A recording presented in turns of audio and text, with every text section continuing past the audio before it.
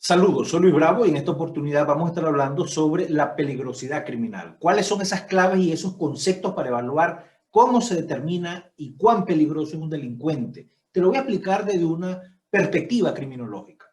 En esta época no resulta extraño escuchar a menudo en noticieros, en radio y otros medios de comunicación el término de peligrosidad.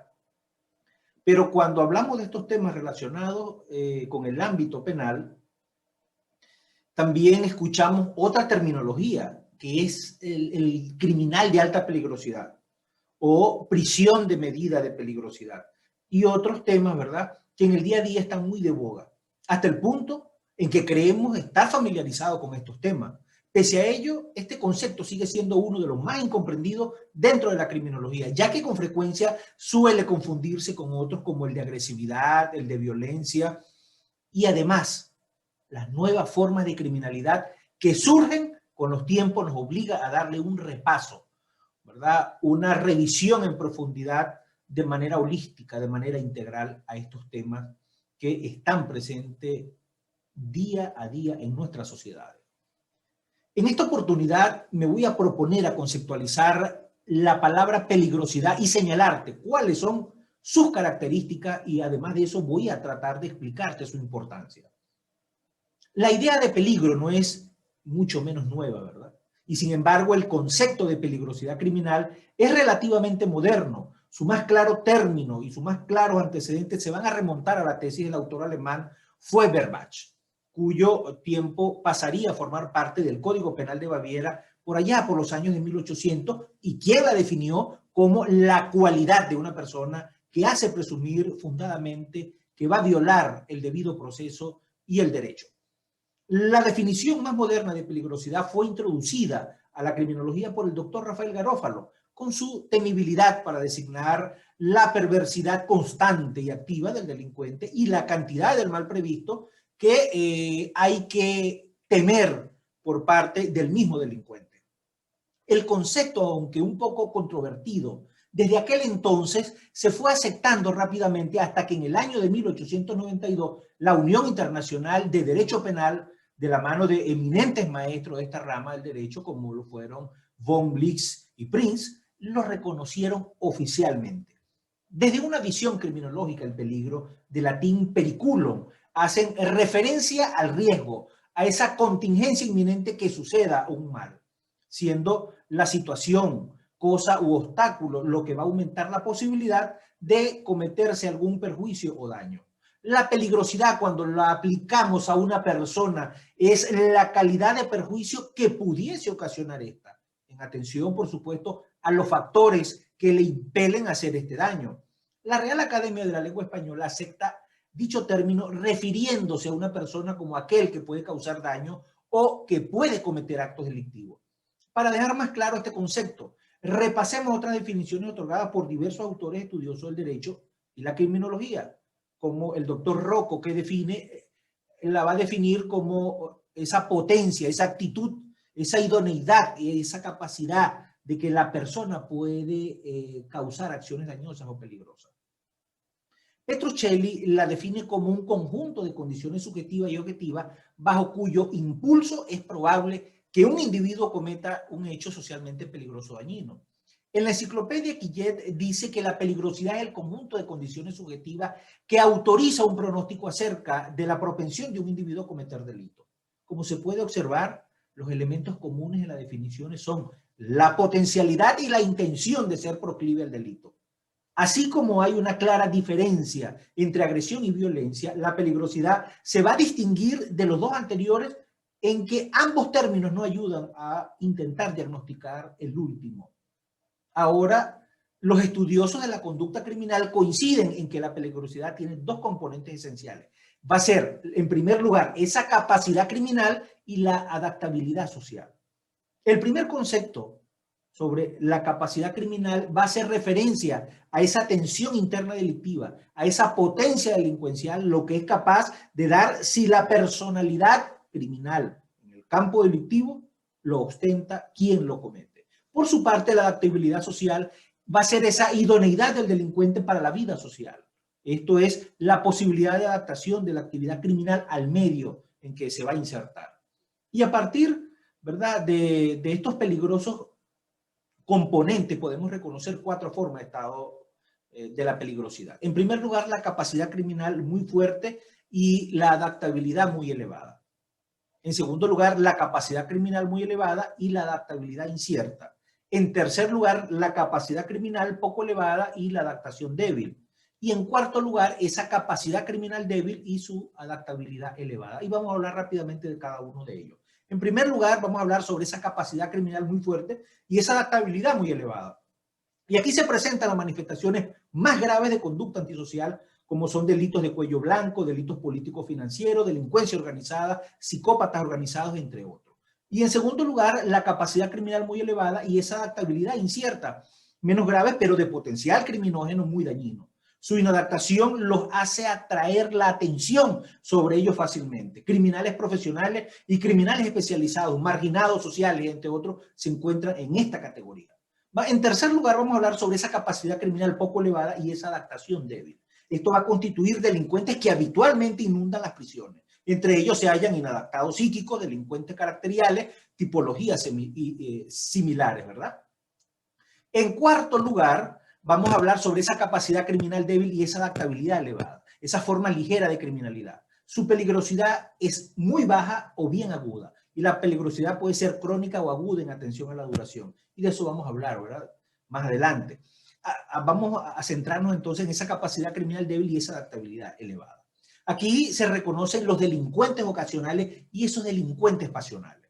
Citaremos y explicaremos a continuación esas características más importantes de la peligrosidad. Elementos. Se reconocen 2 elementos de peligrosidad. El primero, conocido como ese estado peligroso, y va a ser esa situación que vivencia una persona que está a punto de cometer un delito. En tanto, la oportunidad es la convivencia de tiempo y lugar que se presta o favorece al sujeto para dar el paso al acto. En segundo lugar, tenemos esa forma, donde los psiquiatras, psicólogos y criminólogos distinguimos 2 tipos de peligrosidad, siendo la primera crónica o permanente, que se presenta por lo general en casos de psicopatía y en otros delincuentes de difícil redactación, mientras la segunda hace referencia a esa peligrosidad aguda, que es más bien episódica y que inclusive puede agotarse en el hecho mismo. Pese a ello, de mantenerse esta circunstancia criminógena, la peligrosidad aguda puede derivar a la crónica. La criminología clínica va a intentar explicar el crimen desde el punto de vista criminal, desde el punto de vista criminógeno, desde el punto de vista de su personalidad, su historia personal y los distintos factores que van a jugar un papel en su conducta. Y tiene por objeto formular diagnóstico, pronóstico y tratamiento sobre el sujeto que comete una conducta antisocial. Citando a Wolfgang y a Ferracuti, la criminología clínica consiste en la aplicación integrada y conjunta del saber criminológico, del saber de las técnicas y diagnósticos en casos particulares y con fines diagnósticos terapéuticos. Así, en términos de las funciones de la criminología clínica, se destacan, en primer lugar, sintetizar los diversos estudios realizados del sujeto antisocial e integrarlos para una correcta síntesis criminológica que vaya a permitir emitir diagnóstico, pronóstico y tratamiento. En segundo lugar, descubrir la criminogénesis y la criminodinámica del delincuente. En tercer lugar, emitir esos dictámenes y peritaje criminológico. En cuarto lugar, proponer en su caso qué tipo de pena le es más conveniente. En quinto lugar, hacer profilaxis criminológica y atender las necesidades criminológicas del sujeto. Y en sexto lugar, estimar el nivel de peligrosidad. Ciencias y profesionales que evalúan la peligrosidad de los delincuentes, pese a que el criminólogo clínico va a ser esa figura encargada de cuantificar el nivel de peligrosidad. Sería imposible realizar esta labor sin la correcta aplicación de diversas disciplinas que le brinden herramientas de carácter objetivo sobre el sujeto antisocial. La síntesis criminológica debe derivar de por lo menos 7 ciencias que en conjunción permitan emitir un diagnóstico fiable y entre sí se complementen en la explicación de la conducta antisocial. Tales ciencias pueden ser la antropología, la medicina, la psicología, la sociología, la victimología y la penología. A estas se le pueden sumar otras que permitan emitir otros riesgos y de criterios objetivos sobre el sujeto que puedan ser trabajo social, pedagogía, entre otros. Un ejemplo práctico para comprender la función de cada profesional sería la muestra de la labor interdisciplinaria y podríamos amplificarla con un caso. Tenemos un sujeto que es acusado por robo, el pedagogo destaca que un factor criminógeno importante es su nivel de aprendizaje que va a resultar ser escaso, dictamina que esta dificultad repercute en sus pocas oportunidades laborales, encontrando en el robo la manera más fácil de ganarse la vida. Por su parte, el médico explica que la desnutrición jugó un papel importante en el escaso desarrollo de su cerebro durante los primeros años de vida, lo que explicaría un nivel intelectual o un coeficiente intelectual que refuerce la idea de su escaso nivel de aprendizaje. A su vez, un psicólogo va a desprender, ¿verdad?, de esa fuerza la idea de un escaso nivel de aprendizaje, donde ambas condiciones a través de los años acentuaron niveles de inseguridad, sentimiento de inferioridad, lo que le impidieron buscar una honesta manera de vida debido al miedo a ser rechazado. Y por supuesto, el psicólogo va a explicar todos los procesos neurofisiológicos alterados a través de la neurociencia, de estructuras cerebrales que sufrieron daños producto de estados, niveles de cortisol, de abandono, de abuso físico, de abuso sexual. Y de esta forma se van desprendiendo el factor criminogénico del delincuente, ¿verdad? Esa criminogénesis, cuestión que a su vez nos va a permitir estimar más fiablemente su nivel de peligrosidad. La valoración de la peligrosidad tiene su carácter cualitativo y cuantitativo. El primero se aprecia en el estudio minucioso y objetivo de los factores criminógenos del sujeto antisocial, donde van a intervenir factores endógenos, por ejemplo, su caracterología, su biotipo, su disposición orgánica, las psicopatologías, entre otros. Y unos exógenos, el entorno social, el medio ambiente, las condiciones ambientales, su cultura, su nivel educativo. En este sentido, también es de suma importancia establecer la peligrosidad del sujeto en cuestión. Es absoluta, es decir, si sus conductas antisociales se desarrollan bajo la influencia de estímulos criminógenos, cualquiera que sea, o bien si se habla de una peligrosidad relativa en la cual el individuo solo va a pasar al acto tras la influencia de factores específicos y muy particulares, circunstanciales, por supuesto. Por otra parte, la valoración cuantitativa hace referencia al valor y a la cantidad y al tamaño de factores que van a permitir pronosticar, entre otras cosas, la probabilidad de reincidencia y la efectividad de un tratamiento penitenciario. Usualmente se clasifican en mínima, media y máxima, pero diferentes autores manejan múltiples escalas en base a ítems preestablecidos correlacionados a la peligrosidad cualitativa, tratando, ¿verdad?, de puntualizar el mayor número de factores criminógenos posibles presentes en los sujetos. De estos estudios hablaremos con ejemplos más adelante, porque el tiempo es muy corto, ¿verdad? Y esto plantea varios problemas en lo relativo a los diversos estudiosos de la conducta humana que denominaban el umbral criminógeno, también conocido como umbral delincuencial, que se define como esa capacidad que tiene el sujeto para reaccionar a una determinada cantidad de estímulos criminógenos. Esta es una característica individual. Así, cuanto menor sea el umbral criminógeno del sujeto, menor estímulo criminal necesitará para dar ese paso al acto, tal como las personas con un bajo umbral para el dolor necesitan un pequeño estímulo para producirlo. Y al cotejo de los estudios de la personalidad deberán sumarse los antecedentes por delitos previos del individuo, así como observar la diferencia entre la acción, entre el acto y otro, puesto que la peligrosidad tiende a incrementar una medida de la complejidad delictual. Otro aspecto a estudiar son las escalas a valorar de la peligrosidad. Para el doctor Schett, autor alemán, la peligrosidad puede cuantificarse en una escala que consta de 15 factores, donde cada uno de ellos suma un puntaje, ¿verdad?, y que a su vez se relaciona con la probabilidad de reincidencia. Estos factores que engloban este autor destaca principalmente la psicopatía, las enfermedades hereditarias, la regularidad laboral, los antecedentes judiciales, entre otros. Otras herramientas de apoyo se incluyen para valorar la peligrosidad, incluye lo que se conoce como el protocolo para valorar el riesgo de cualquier tipo de violencia, y también el LSIR, ¿verdad?, que calcula esas probabilidades de reincidencia. También tenemos el SBR-20, diseñado especialmente para calcular probabilidades de reincidencia en los agresores sexuales. Pero ¿para qué sirve conocer la peligrosidad de un criminal? Desde el punto de vista clínico, establecer el nivel de peligrosidad de un criminal tiene varios objetivos, entre los cuales destacamos lo siguiente. En primer lugar, establecer cuál será la acción criminológica.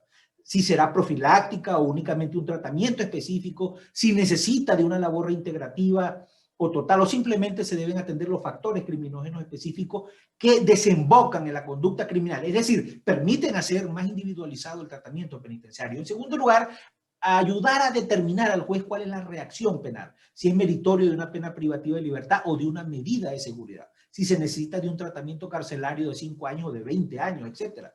En tercer lugar, indicar cuál es su probabilidad de reincidencia, ayudando a establecer un correcto diagnóstico y un pronóstico, y por ende su probabilidad de reintegrarse a la sociedad. Cuarto lugar, justificar qué institución penitenciaria le es más conveniente para el tratamiento y si amerita estar en un centro penitenciario o en una prisión de baja o de media o de alta peligrosidad. Y en quinto lugar, brindar una idea del daño que puede infringir en contra de los demás. Debido a la enorme complejidad de la personalidad humana y a pesar de los diversos ítems y a pesar de los diversos métodos propuestos para intentar cuantificar la peligrosidad, no existen parámetros 100% objetivos que permitan un diagnóstico fiable en este aspecto. Además, entre las críticas más pronunciadas contra el término se encuentra la idea de que este es estigmatizante y perjuicioso. Algunos juristas y psicólogos critican el concepto de peligrosidad ya que limita el estudio de los criminales. Si reflexionamos con detenimiento, ¿verdad? La cárcel es prácticamente inútil, es costosa, mantiene ociosos a los criminales, multiplica sus vicios, es solo una pena más. Y el aislamiento provoca, por supuesto, anormalidades que van desde neurosis hasta psicosis y promueve la promiscuidad.